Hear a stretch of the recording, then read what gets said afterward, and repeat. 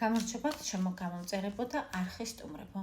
ეს გახლავთ ვიდეო თქვენთვის, რა თქმა უნდა, სიყვარულის თემაზე. სიყვარულზე, რადგან, ასე ვთქვათ, ყველაზე დიდი მოთხოვნაა ამ თემაზე. მოდი დავსვათ ასეთი კითხვა.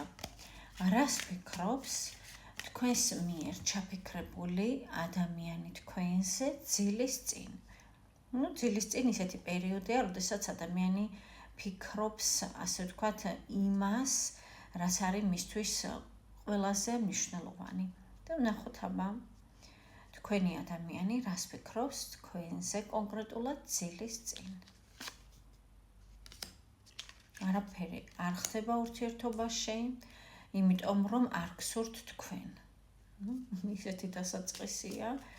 ესე იგი, თქვენზე ფიქრობს, რა თქმა უნდა, ოღონდ ამავე დროს თქვენ გადანაშაულებთ, რომ სტაგნაცია თქვენი სურვილის მიხედვით. კიდევ რას ფიქრობს თქვენზე? მაინც მიაღწევს სასურველს, მაინც მიაღწევს, ის ამას ფიქრობს, მიუხედავად ამისა, რომ თქვენ შესაძლებელია ახლა ეს არ გსურთ, ის გადმოდგამს ნაბიჯებს, ნელა, აუჩქარებლად და ლამაზად. რაიმდულად, ასე ვთქვათ, კიდევ რას თუმცა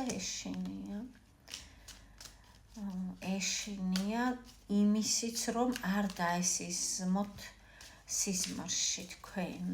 ანუ დღისით თქვენზე ფიქრობს, ხშირად ძილის წინ თქვენზე ფიქრობს და მას შიში აქვს, რომ სიზმარშიც თქვენ არ გნახოთ.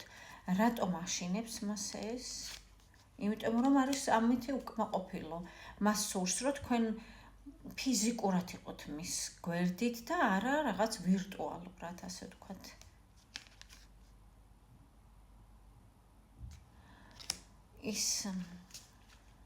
ის ფიქრობს, რომ თქვენ ბევრ რამეს არეუბნებით, თქვენ რაღაცას უმალავთ, თქვენ შესაძლებელია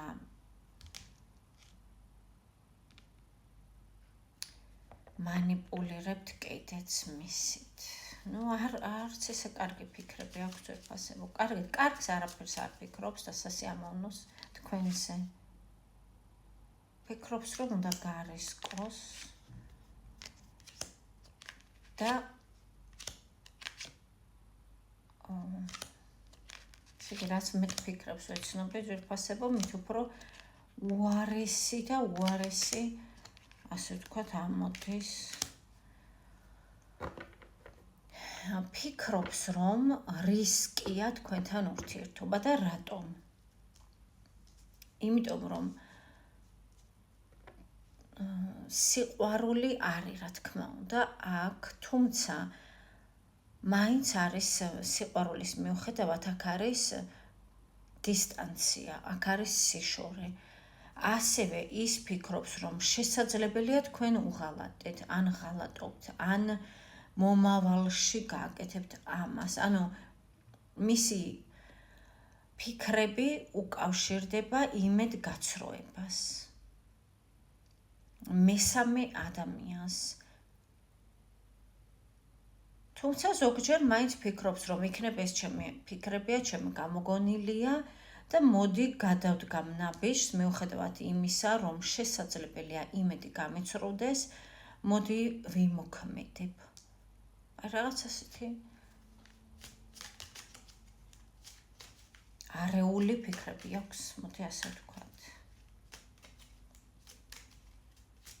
რატომ ფიქრობს იმედ გაცრუებაზე? იმიტომ რომ თქვენ არ მოქმედებთ.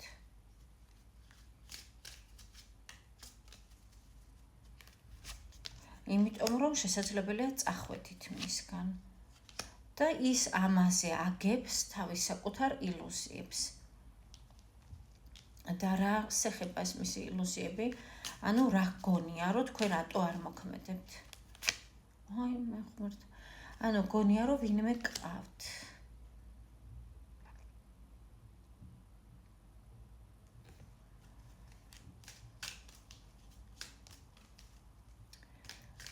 ან თუ არავინ არ გყავთ ძვირფასებო, ესე იგი თქვენ იმიტომ წახვედით, რომ თქვენი შესაფერისი ადამიანი იპოვოთ და მისი აზრით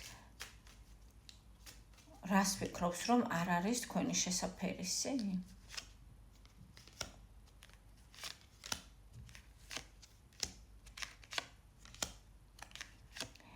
მისი აზრით ძვირფასებო, თქვენ ძალიან, ასე ვთქვათ, კარგად ეწყობით ერთმანეთს. ოღონდ მიუხედავად ამისა, თქვენ ითხოვთ მისგან რაღაცას.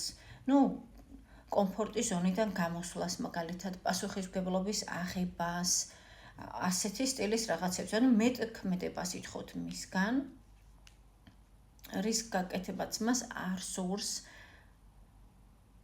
ამიტომ მას ურჩევნია, რომ თქვენ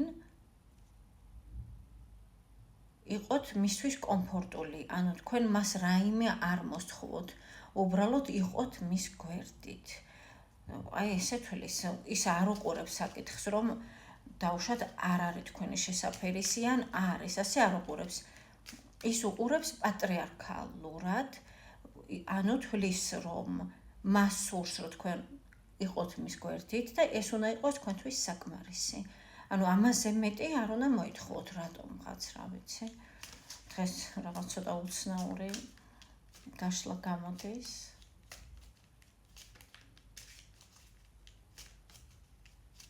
ჯერჯერობით არ სურს მას პასუხისმგებლობა. კარგით, ამის გარდა კიდევ რას ფიქრობს, რაღაც სიმართლე გითხრათ.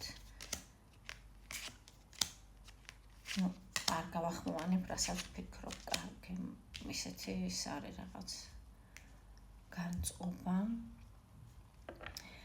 ის ფიქრობს, რომ თქვენ ხართ ძალიან კარგად, ძალიან კომფორტულად, სადაც ხართ. მიუხედავად იმისა, რომ ხართ მომხიბლავი, მიმზიდველი, მიუხედავად ამისა, არ აპირებთ, რომ თქვენი ენერგია, თქვენი სილამაზე მას უწილადოთ, ასე ვთქვათ, მას ასარგებლოთ თქვენი ენერგიით და თავით. ამას არ ფიქრობს, ის ფიქრობს, რომ თქვენ შესაძლებელია ელოდებით მას, ოღონდ მხოლოდ იმ შემთხვევაში, თუ რაღაც კომფორტს შეგიქმნით. მისი აზრით, თქვენ არ საჭიროებთ ამ ადამიანს. ერთადერთ შემთხვევაში განიხილავთ მას, თუ რაღაც თქვენს წესებს დაემორჩილება და მისი აზრით, თქვენი წესები არის ის, რომ მან აიღოს პასუხისმგებლობა და თქვენ, ასე ვთქვათ, მოგიტანოთ კომფორტი.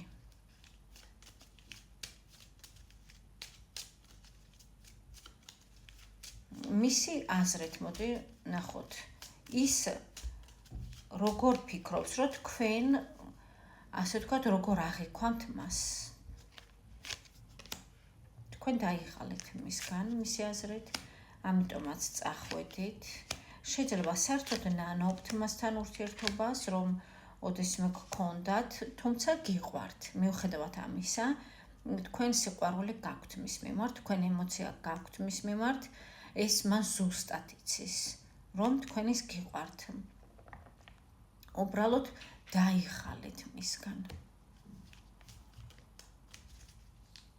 დაიღალეთ, იმიტომ რომ ის ემოციას ვერ გაძლევთ, ის იმ სითბოს ვერ გაძლევთ, რაც თქვენ გესაჭიროებათ გასათბობად, მეტაფორულად რო ვთქვათ. ის, ასე ვთქვათ, თითქოს მან გაიძულათ, რომ წასულიყავით, ოღონდ პირდაპირ არა, გადატანითი მნიშვნელობით. მისი ქმედებებიდან გამომდინარე. კარგით, კიდე რას ფიქრობს ეს ადამიანი? ფიქრობს, რომ ყურადღება უნდა გადაიტანოს და დაასრულოს, ასე ვთქვათ, ეს მისი დარდები და ფიქრები თქვენს შესახებ, თუმცა არ გამოსდის მას ეს რატომ? იმიტომ რომ ის მხოლოდ თქვენ გვერდით ბედნიერდება ძვირფასებო. რაც არ უნდა ყურადღება გადაიტანოს და ამას არ დავკონკრეტები, რასაც ნიშნავს, მას მაინც თქვენსკენ მოუწევს გული, რადგან თქვენ აბედნიერებთ, თქვენ ხართ მისი ენერგიის წყარო, თქვენ ხართ ის, ვისთანაც ის არის კარგად. კარგად გრძნობს თავს თქვენთან. ამიტომ ფიქრობს გზას თქვენთან. აქ უეჭველი ჩანს, რომ ის თქვენთან